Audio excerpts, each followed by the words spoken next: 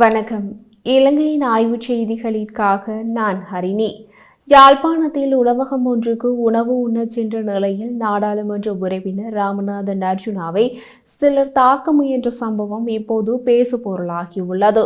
அது பற்றி கருத்து தெரிவித்த நாடாளுமன்ற உறுப்பினர் ராமநாதன் அர்ஜுனா, திட்டமிட்டு என்னை தாக்குவதற்கு அனுப்பப்பட்ட இருவரும் ஏற்கனவே எனக்கு எதிராக இயங்குகின்ற ஒரு சிலரால் அனுப்பி வைக்கப்பட்டதாக உறுதிப்படுத்தப்பட்ட தகவல்கள் தெரிவிக்கின்றன. இதனுடன் யாழ்ப்பாணத்தில் இயங்கும் பிரபல கட்சி ஒன்றும் ஒரு சில வைத்தியசாலை ஊழியர்களும் சம்பந்தம் இருப்பதாக மீண்டும் மீண்டும் தகவல் வருகிறது என்று குறிப்பிட்டுள்ளார். இந்த சம்பவம் தொடர்பாக சில ஊடகங்கள் நடந்த சம்பவத்தை தவறாக சித்தரித்து வெளியிட்டுள்ளன. சில ஊடகங்கள் திசை திருப்பும் விதத்தில் தலைப்புகளை இட்டுள்ளதையும் காணக்கூடியதாக உள்ளது. இது ஒரு சாதாரண சம்பவம் என்ற நோக்கில் தாய்நாடு யூடியூப் சேனலில் இந்த சம்பவம் பற்றி நேற்று நாம் வெளியிட்ட காணொளியில் எதையும் தெரிவிக்கவில்லை. ஆனால் ஒரு சாதாரண சம்பவம் என்ற தோற்றத்தில் இருந்த இந்த சம்பவத்தின் பின்னணியில் திட்டமிட்ட அரசியல் ஒன்று இருப்பது போல் தோன்றுகிறது. தமிழ் ஊடகங்களில் மட்டுமின்றி இலங்கையில் ஆங்கில மற்றும் சிங்கள ஊடகங்களிலும் இது பற்றி வெளியாகியுள்ளது. ஆங்கில ஊடகம் ஒன்று நாடாளுமன்ற உறுப்பினர் ராமநாதன் அர்ஜுனாவும் வைத்தியசாலையில் அனுமதிக்கப்பட்டார் என்று குறிப்பிட்டிருந்தது. அது முற்றிலும் தவறான செய்தி.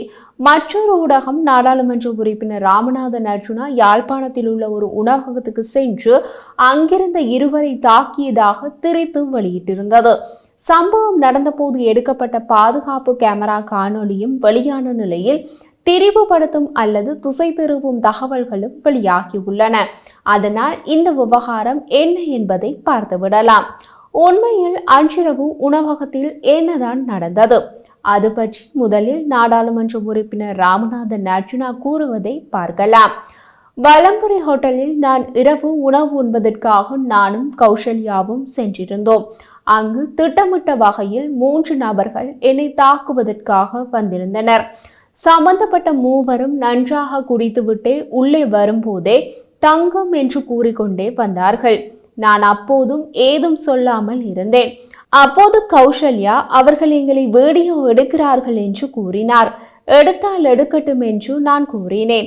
அப்போது அவர்கள் என்னிடம் வந்து கதைக்கும் போது வசனங்கள் பிழையாக போனதால் நான் கூறினேன் சாப்பிடுகிறேன், சாப்பிட்டு முடித்துவிட்டு கதைப்போம் என்று கூறினேன்.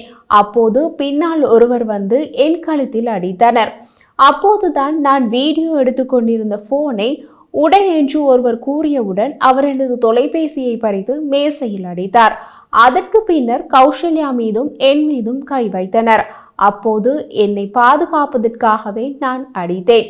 இந்த விடயத்தில் வெட்கப்பட வேண்டியது இலங்கை அரசாங்கமும் போலீசாரும் தான். இலங்கை அரசாங்கம் என்னை பாதுகாத்து கொள்ள தேவையில்லை. என்னை பாதுகாக்க என் கைகள் இருக்கின்றன. அடிக்கும் போது வாங்கும் அளவிற்கு கோழை இல்லை நான். எனது தற்காப்புக்காகவே கை வைக்க வேண்டிய நிலை வந்தது. அந்த தம்பியை அடித்தது எனக்கு மிகவும் கவலையாக இருக்கின்றது. அப்போது நான் 119க்கு அழைத்து காவல்துறை முறைப்பாடுகளை கூறினேன். நான் முறைப்பாடு கொடுத்தும் அவர்களை கைது செய்ய போலீசாரால் முடியவில்லை. அனுராதபுரத்திலிருந்து சாவகச்சேரிக்கு வந்து என்னை கைது செய்ய முடிந்தவர்களுக்கு இதனை செய்ய முடியவில்லை. ஒரு நாடாளுமன்ற உறுப்பினருக்கு போலீஸ் பாதுகாப்பு கொடுக்க வேண்டும், துப்பாக்கி கொடுக்க வேண்டும் என்பது அரசாங்க சட்டத்தில் உள்ளது. ஆனால் நாங்கள் புதுவிதமான அரசியல் செய்கின்றோம். அத்தோடு எங்களுடைய அரசாங்கத்திற்கும் சபாநாயகருக்கும் ஜனாதிபதி அனுரவிற்கும் அவருடைய அமைச்சர்களுக்கும் நாடாளுமன்ற உறுப்பினர் அர்ஜுனாவின் பணிவான வேண்டுகோள், ஒரு சக எம்பிக்கு பாதுகாப்பு தர முடியவில்லை என்றால் உங்களுடைய அரசியல் எங்கே நிற்கின்றது என்பதை யோசியுங்கள். என்னை பாதுகாக்க மக்கள் இருக்கின்றார்கள். மக்களை ஏமாற்ற இன மத உணர்வை தூண்டும் அரசியல்வாதிகள் சுய புத்தி உள்ளவர்களாக இருந்தால் நடந்ததை நீங்களே புரிந்து கொள்வீர்கள்.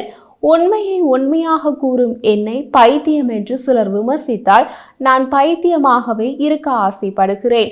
வடக்கில் தமிழின உணர்வை சும்மா இருக்கின்ற மக்களிடம் தூண்டி சிங்கள மக்களுக்கு எதிராக தூண்டுவது மனநோயாகும். என்னை பொறுத்தவரை சமூகத்தை தங்களது அரசியலுக்காக பாவிப்பவர்களாக இருந்தால் அவர்களும் மனநோயாளிகளே என்று கூறியுள்ளார். இங்கு ஒரு விஷயம் உண்மை. கடந்த நாடாளுமன்ற தேர்தலில் அர்ஜுனா யாழ்ப்பாணம் தேர்தல் மாவட்டத்தில் சுயேட்சையாக போட்டியிட்டு ஜெயித்தது பல தமிழ் அரசியல் கட்சிகள் மற்றும் அரசியல்வாதிகளை கலங்க வைத்துள்ளது. அடுத்து உள்ளூராட்சி சபை தேர்தல் மற்றும் மாகாண சபை தேர்தல் வரவுள்ள நிலையில் அவர்களுக்கு நடுக்கம் அதிகமாகியுள்ளது. அதன் வெளிப்பாடு இந்த சம்பவமாகவும் இருக்கலாம். இனிவரும் காலங்களில் விகாரைக்கு வெளியே நின்று கோஷமிடுவதால் மட்டும் அரசியல் செய்ய முடியாது என்பதே யதார்த்தம்.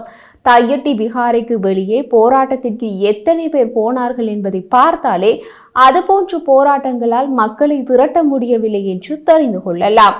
போராட்டம் நடத்தியவர்களுக்கே அந்த விகாரை விவகாரம் என்னவென்று சரியாக தெரியவில்லை என்பதை அவர்களது பேச்சுக்களிலிருந்து தெரிகிறது. யாழ்ப்பாணத்தில் உள்ள சர்ச்சைக்குரிய விகாரை தொடர்பான முக்கிய விஷயங்கள் என்ன? சர்ச்சைக்குரிய திஸ்ஸ விகாரை தொடர்பில் புத்தசாசன மதம் மற்றும் கலாச்சார அலுவல்கள் அமைச்சு இராணுவ படைகள் உட்பட சம்பந்தப்பட்ட அமைச்சுக்களுடன் கலந்துரையாடல் ஒன்றை நடத்த உள்ளது.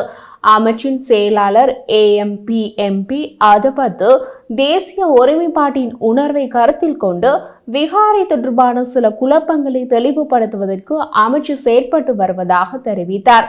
குறித்த விகாரை தற்போது இராணுவத்தினரால் நிர்வகிக்கப்படுகிறது. அதேவேளை பௌத்த விவகார ஆணையாளர் நாயகத்தின் கீழ் குறித்த விகாரையை பதிவு செய்ய அரசாங்கம் உத்தேசித்துள்ளதாக அவர்கள் விளக்கம் அளித்துள்ளார். இராணுவத்தால் நிர்வகிக்கப்படும் விகாரையில் தற்போது ஒரு கட்டுமானம் நடைபெறுகிறது. பாதுகாப்பு அமைச்சில் இடம்பெற்ற சந்திப்பின் போது விகாரையை இராணுவத்தினால் தொடர்ந்து நிர்வகிக்க முடியாது எனவும் அதற்கு பதிலாக பௌத்த விவகார சிஜிவின் கீழ் பதிவு செய்யப்பட வேண்டும் எனவும் தெரிவிக்கப்பட்டுள்ளது. எனக்கு தெரிவிக்கப்பட்டபடி அந்த பெயரில் ஏற்கனவே ஒரு கோவில் பதிவு செய்யப்பட்டுள்ளது. ஆனால் அங்கு நிலம் மட்டுமே உள்ளது. மேலும் இராணுவம் மற்றும் கடற்படையினரால் இயக்கப்படும் 2 விகாரைகள் அப்பகுதியில் இருப்பதாக குறிப்பிடப்பட்டுள்ளது. இதனால் குழப்பம் ஏற்பட்டுள்ளது. இராணுவத்தால் அதனை பராமரிக்க முடியாவிட்டால் பிரச்சினைக்கு தீர்வு காண நடவடிக்கை எடுக்க வேண்டும் என்றார். இதனை அடுத்து குறித்த விகாரை தொடர்பான தீர்மானத்தை எட்டுவதற்கு சம்பந்தப்பட்ட அமைச்சர்கள் மற்றும் அதிகாரிகளுக்கு இடையில் சந்திப்பொன்றை நடத்துவதற்கு அமைச்சு முன்மொழிந்துள்ளதாக அவர் குறிப்பிட்டுள்ளார். அதுதான் அதன் பின்னணி. அந்த விகாரை தனியார் காணியில் கட்டப்பட்டது என்பதில் மாற்று கருத்து கிடையாது. ஆனால் விகாரை தொடர்பாக நடவடிக்கை எடுக்க வேண்டும் என்றால் அதற்கென்று அரசு நடைமுறைகள் உள்ளன. அதற்கு கால அவகாசம் எடுக்கும். பொறுத்திருந்துதான் என்ன நடவடிக்கை என்பதை பார்க்க முடியும்.